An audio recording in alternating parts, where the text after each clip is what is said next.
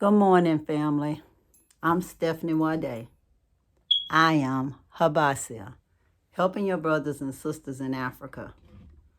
And I'm just checking in with y'all so y'all can see that I am doing better. I've had some rest. I'm not as jet lagged as I was. When I was in Gambia, I was 6 hours ahead. Now I'm back to the world time. And the reason why I'm describing it like that is because Curtis Mayfield was one of my favorite songwriters, performers. And when he was talking about the soldiers that had gone to fight in Vietnam, it was talking about going back home, back to the world, the United States, because things operated so differently. And even though it's 2021, that's how I felt, that things operated so differently here that I consider it back to the world, Not to say it's any better than anywhere else, and not just back to my old world. Here's my earrings. Since people love my earrings, my head covering from Cameroon. It's part of a set of a tight top and skirt because the dressmakers over there were terrible.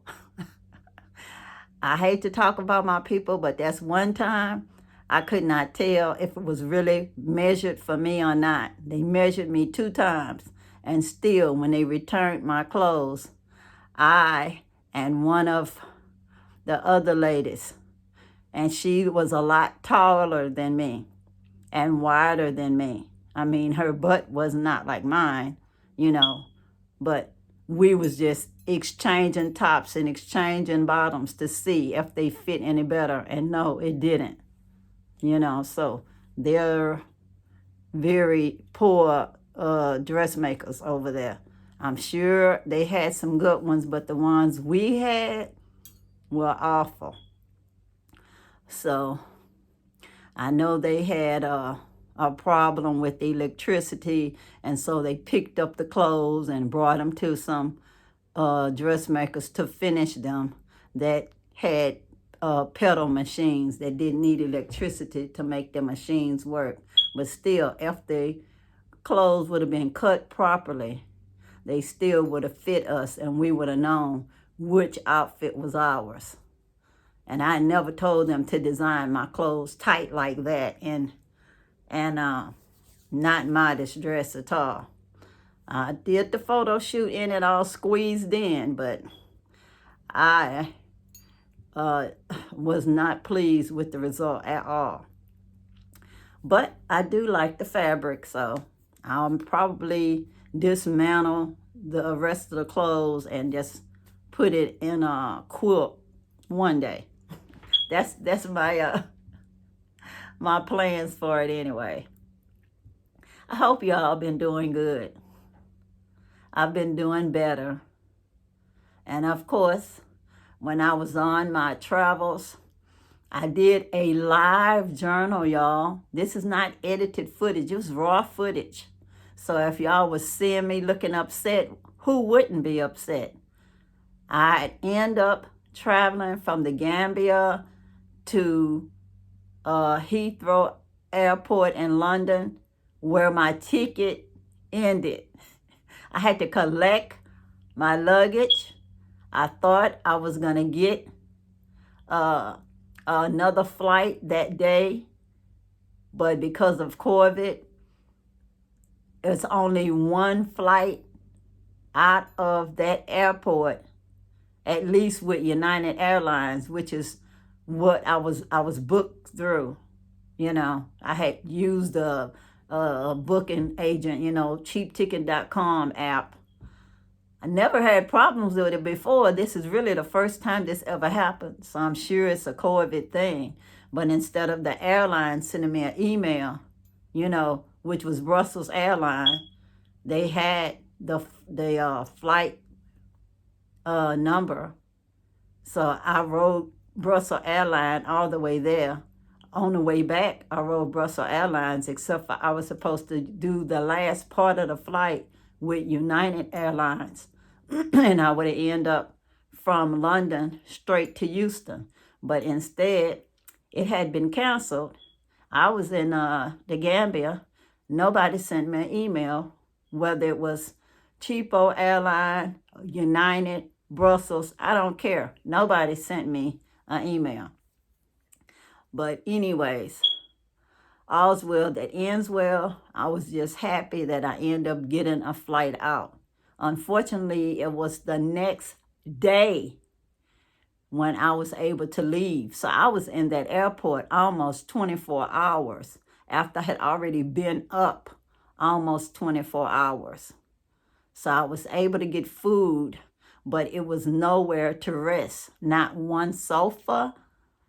The restaurant didn't have anywhere to sit. They had closed them off, called themselves social distancing. How is that social distancing when we had to sit in some hard chairs in the airport? Just one little row is all I could see, because that was the part of the airport that was for departures. And it was connected to some subway system that people would come off of there that wasn't supposed to be in the airport, going around even begging even, you know? So you couldn't even take a cat nap, because if you woke up, you might wake up with nothing. You know, they might have stole your luggage or whatever, because instead of the police going around making you feel safe, they worrying about if you had your mask on or not, you know? But as for them looking at these people that's not supposed to be there, they only checked that very late at night. And they was really harassing the people that actually was supposed to be there to see if you're supposed to be there. Had to show your itinerary or something, or your little paper that says you're going to get another ticket, a boarding pass the next day. But the people who was coming in and out of the subway, they kept coming, you know, until they like turned the lights off and you didn't really see them. So I don't know where they disappeared to, because we didn't have a lounge to stay in. You know, it was closed for COVID. And then the only time we was able to leave out of there was early in the morning, probably around 5:30, 6 something, that the ticket agents showed up and you could check your bags and actually go through security and then go to your next part of the airport where you could wait for your flight. So then I was feeling better, because I had at least gotten rid of those luggage. Otherwise, I was pushing those luggage with that cart every time I went to the bathroom, you know, because you couldn't have your bags unattended. So it was very stressful. I lived through it. I'm happy about that. But no, of course, I wasn't going to be looking happy, bubbly, and all of that when I was going through stress. I mean, I'm not an actress, y'all. I'm just a human being. And I was just sharing with y'all my experience. That's all, my experience. It's not scripted. You know, life is not scripted. And whoever got refunds and all of that for that, good for y'all. Me, I'm just glad I'm done with this. I'm just gonna plan for my next trip and hope that it's way better experience. I'm just glad I made it home safely. You know, maybe it's all that relaxing of the Motherland that got me where I'm just happy for the little things. I'm happy I'm home. I got lights so I can record for y'all. It's not perfect lighting, but it's lighting, because I'm just not reimbursed or anything. I'm not monetized. Maybe if I get to that 1,000 subscribers. So all y'all people that's just watching and not subscribing, what are y'all waiting for? It's free.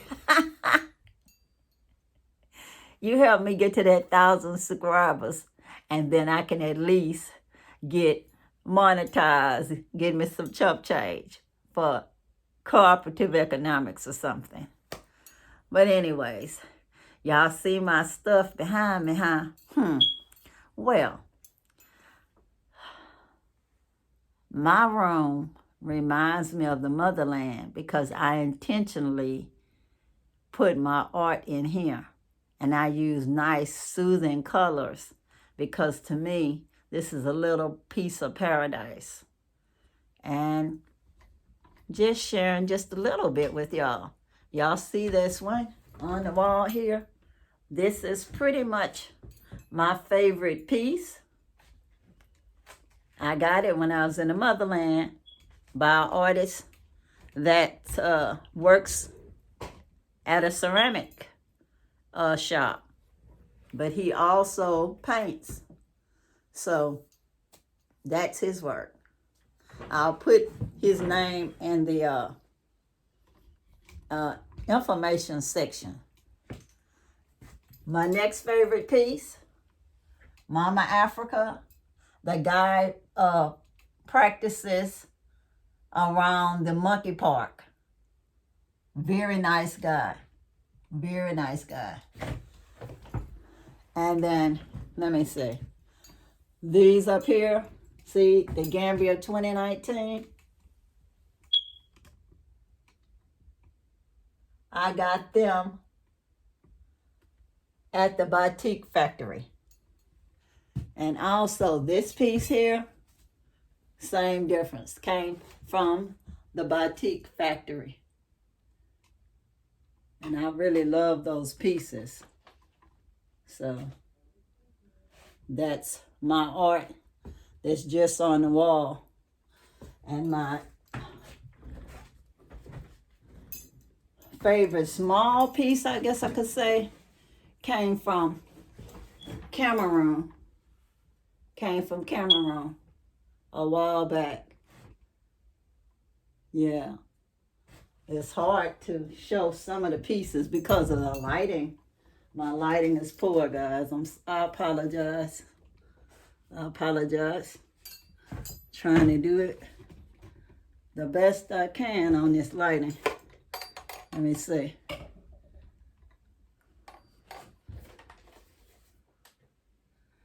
I don't know. Let's see. Okay. All right.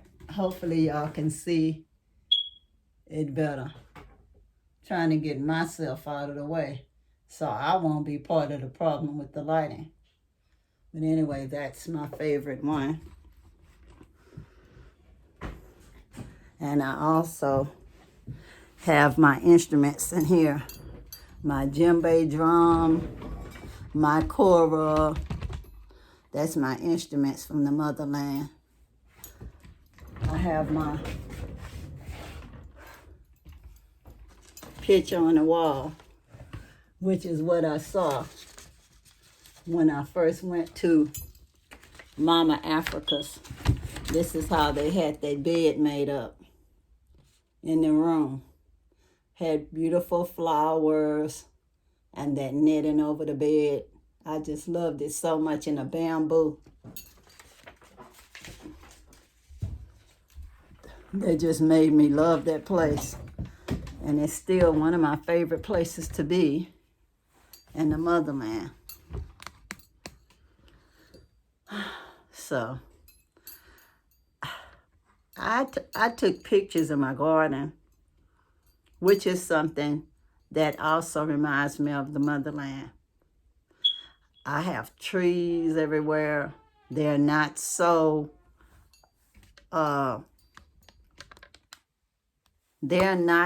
green right now because it's cool here. It's tropical most of the time, but right now it has the couple of weeks of, I guess, Texas winter. Y'all see my necklace that I got at Mama Africa's. And you see my dress. It was designed by who? Mama Africa. I thought it was appropriate today, since I was talking about things that happened to me coming home, and also things that remind me of the motherland. So you see my dress.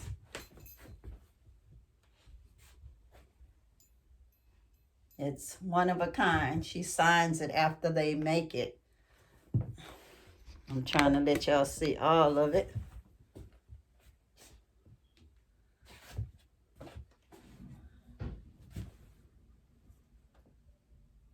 So anyways,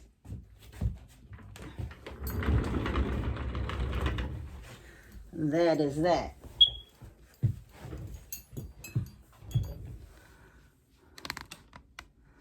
I collect my clothes and my art on my travels. And when I do cooperative economics, let me see, I'll let y'all look at this while I collect something.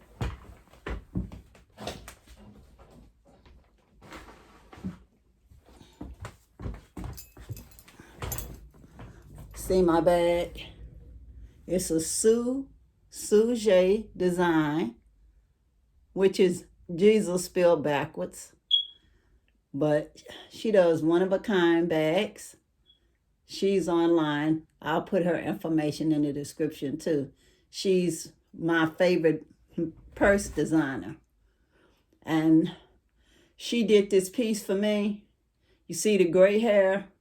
Because I want my bags to reflect me. And I have salt and pepper hair that's more salt these days than pepper. So I wanted it to reflect that. If I won the lottery, I'd let her age that piece.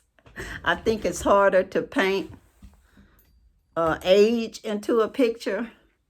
So when they're doing art, they like to change hair because that's easier than change your features, you know.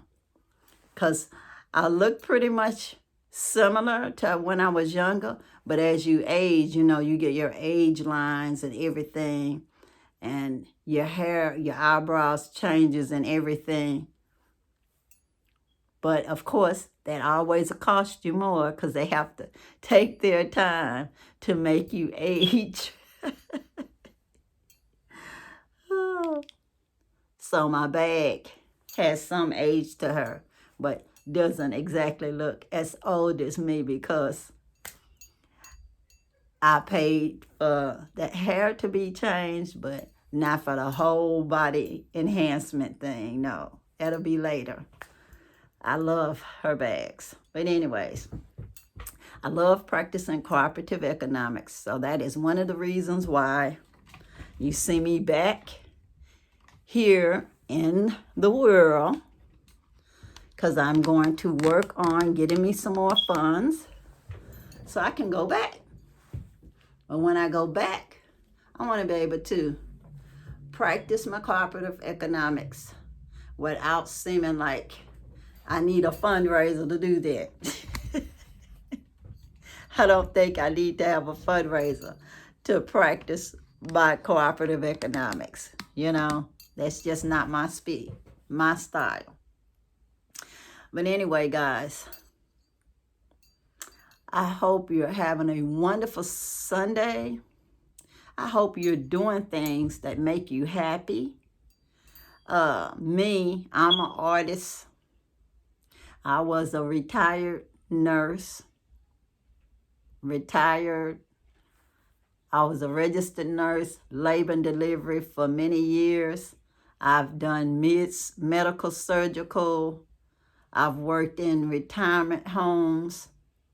At 67, I do have a long history of things. I like to do things like silk painting.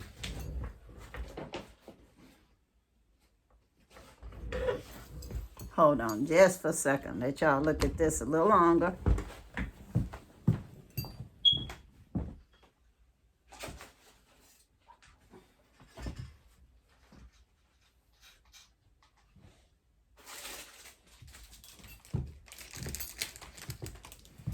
Okay. I do silk painting. This is one of my pieces that was inspired by something I saw online. Because yes, I do call the creator Yah until the creator tells me a different name to call on.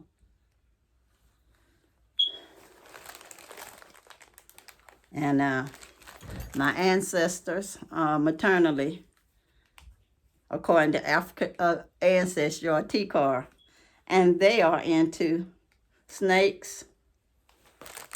I didn't know that when I was doing my art, just say when I was sculpting with clay, I've had some nice earth colored clay, and I turned it into a snake that's connected to a tree like the Garden of Eden. It just spoke to me, just say, create me. And same thing when I was doing this silk painting. This is actually like inspired by my ceramic piece, because the ceramic piece reminded me of a real tree. And then of course all of the colors, they just play with each other. Even though I can use a color wheel when I'm painting, most times I paint because the colors play with each other, not that I'm using a color wheel to determine which colors I'm using. But I like the art, and it's wearable art. You can put it on your shoulders if you want, or you can tie it on your back. It's up to you. And guys, something else to remind me of the Gambia. The purse that I got at that store that's right next to Motu.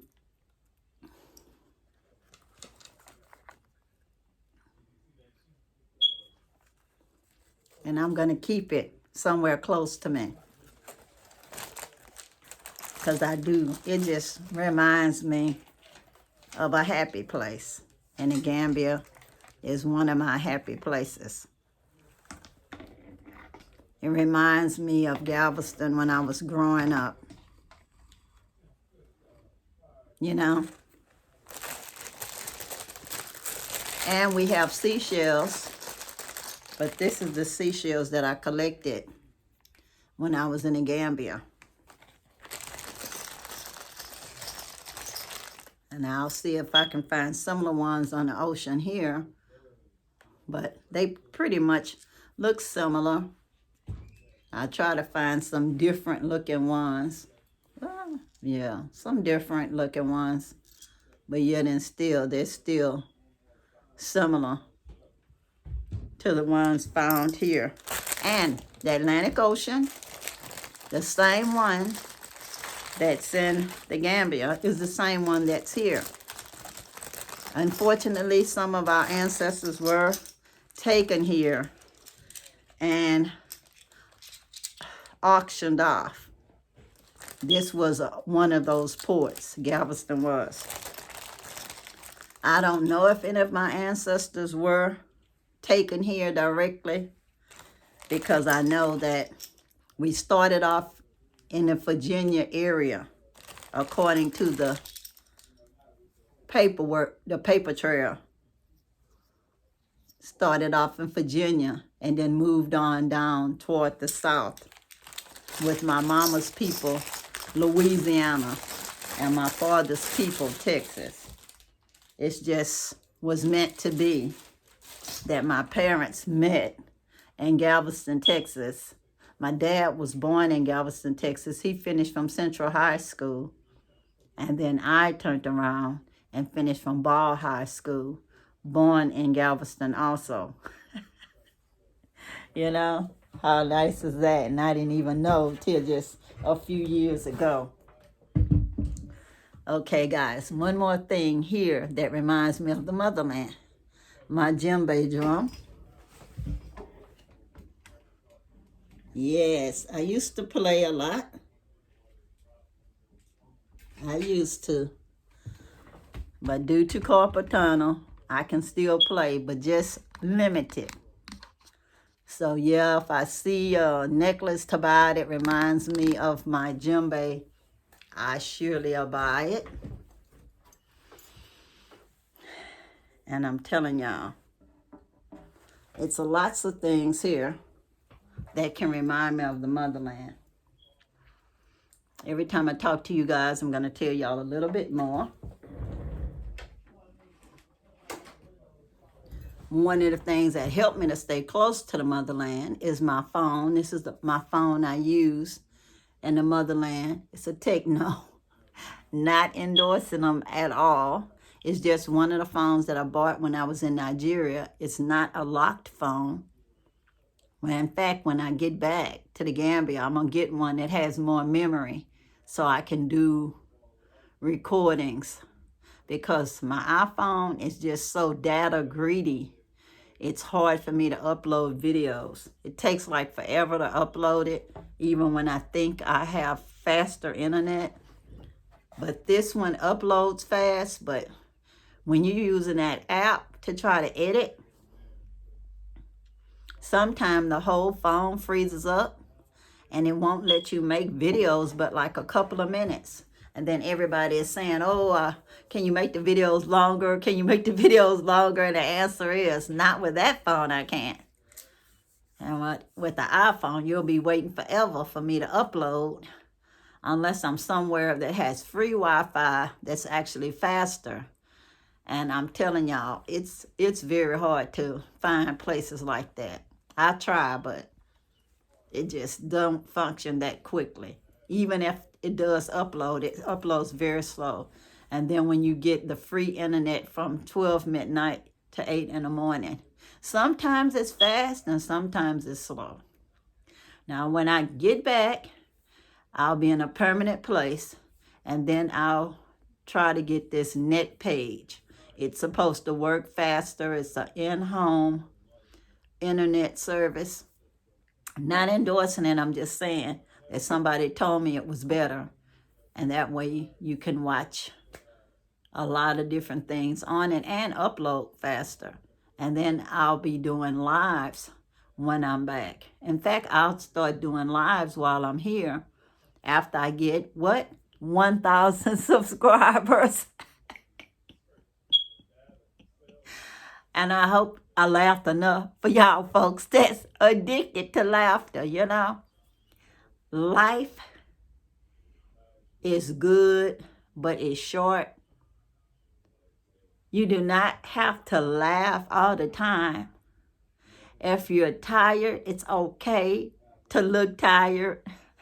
If you're sad, it's okay to look sad. And with me, I know that it's okay to let y'all know that I'm keeping it real all the time. I'm never faking my emotions, you know. I'm not cussing anybody out, because at 67, I don't think that I need to be making videos that I have to turn around and do apologies for. Because I know I didn't need to be cussing in the first place. Just because somebody else cusses and gets thousands and thousands of views and people throwing money at them in the whatever, super chats or whatever, I don't need to do that, you know. When I was younger, like a kid on my grandmother's porch, I used to cuss people out all the time. And people would just say, oh, that baby can cuss. Oh, how cute. Ghetto, y'all. That was just ghetto. People encouraging your negative behavior because they think it's cute. Long as you call them Mr. anything. You could call them Mr. Easter Rabbit or whatever. They were just so needy for respect. They just happy you calling them Mr. anything. And they give you money for that, you know. Back then, 5 cents, 25 cents was a lot of money.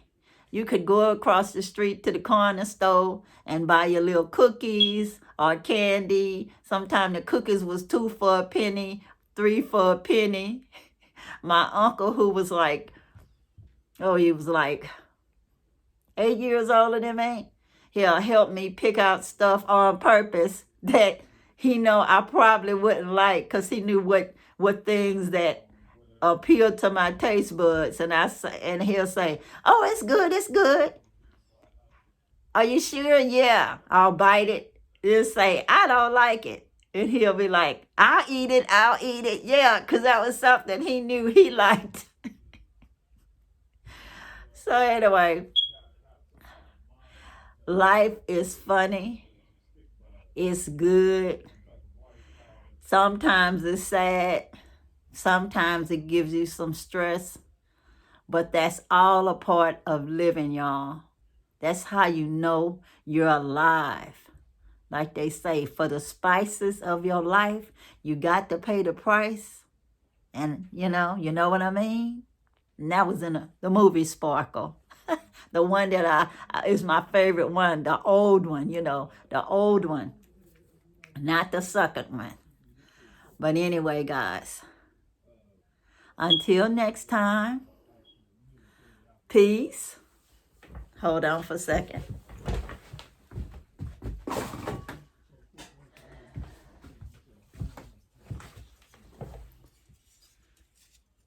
Peace